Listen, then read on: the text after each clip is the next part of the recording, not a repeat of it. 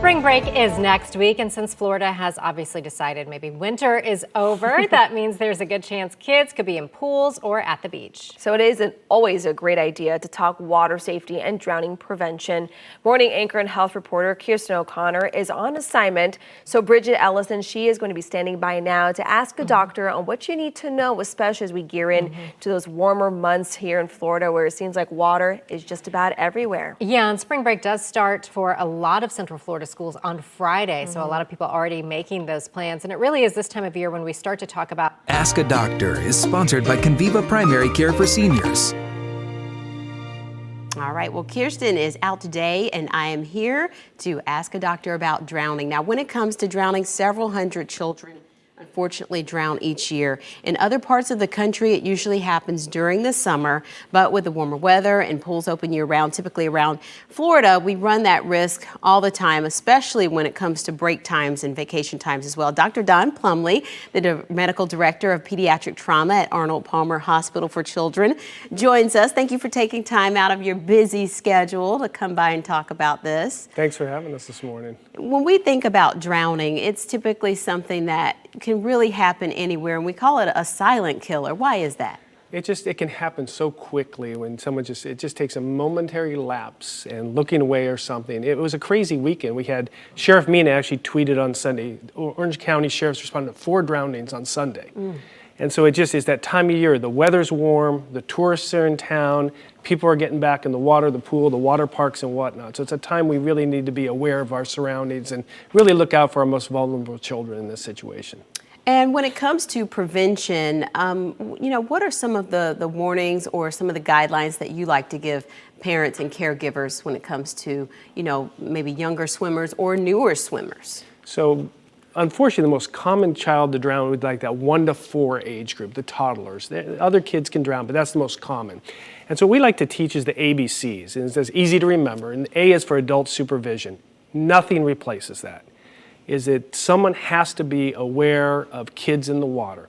What we recommend if you're having a party or a birthday party or something, someone needs to be much like a designated driver.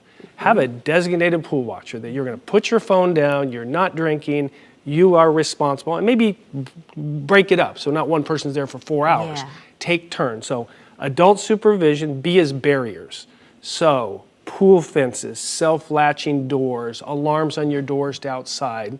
And then C is classes, and everybody that's around a pool should know how to call 911, if it's grandma or grandpa or other kids, to know CPR or basic CPR, and either swim classes for the kids. So now's the time of the year, as we're talking about camps and whatnot, is a great opportunity.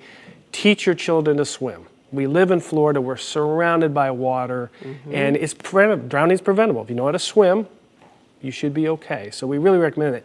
And then we throw in D at the end for devices.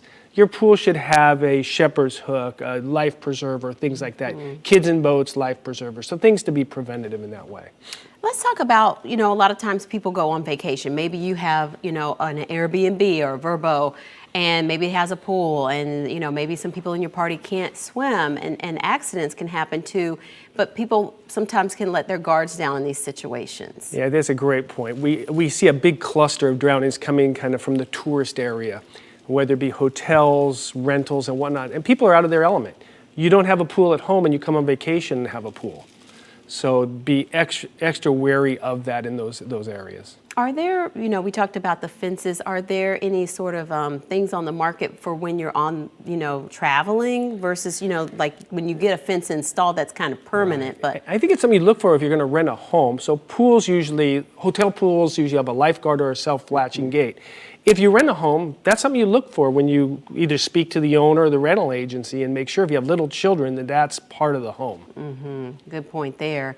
And even the refresher lessons are important too for those who, my children learned to swim last year pretty well at Southwest Aquatics, but this is something that you have to keep up. You have to do the maintenance. And we're coming out of the pandemic, so a lot of kids missed lessons last year. And that's something we saw last summer, we're going to see again this summer, is where kids would have swimming lessons every summer. The last 2 years, we really haven't had that. So we're expecting a big upswing. And again, it's preventable. Please watch your kids and get lessons, and let's have a safe summer. Yes, I did not learn to swim until I was about 21.